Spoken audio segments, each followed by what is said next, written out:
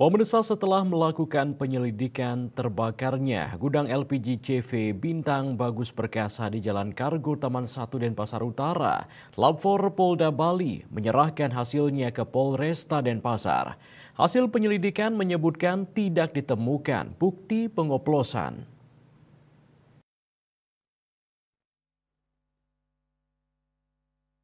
Kebakaran yang menyebabkan 18 orang meninggal itu disebabkan bagian motor starter mobil pickup muncul percikan api dan menyambar LPG.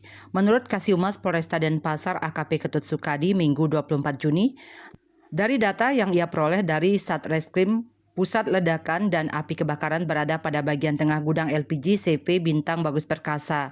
Tepatnya pada bagian motor starter mobil pickup, di mana percikan apinya menyambar gas LPG yang keluar dari tabung LPG 50 kg.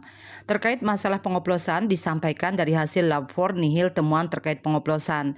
Sesuai keterangan Amir dan tersangka Sukojin, kata Sukadi, mobil tersebut biasa dikendarai oleh Edi, salah satu korban meninggal karena mengalami luka bakar. Namun secara pasti belum ada yang tahu karena nihil saksi yang bisa menjelaskan. Sedangkan saat olah TKP, tim Lab 4 menemukan adanya kunci yang masih terpasang di starter mobil tersebut. Setelah dilakukan uji laboratorium terhadap dinamo starter sudah dalam keadaan terbakar. Sedangkan terkait percikan api menyambar gas, diduga dari valve tabung LPG 50 kg tidak tertutup rapat. Berdasarkan hasil olah TKP maupun hasil uji laboratorium yang dilakukan Lab 4 Polda Bali, tidak ditemukan adanya pengoplosan. Terkait meninggalnya semua korban, belum ada pasal tambahan terkait kasus tersebut. Bali Post melaporkan.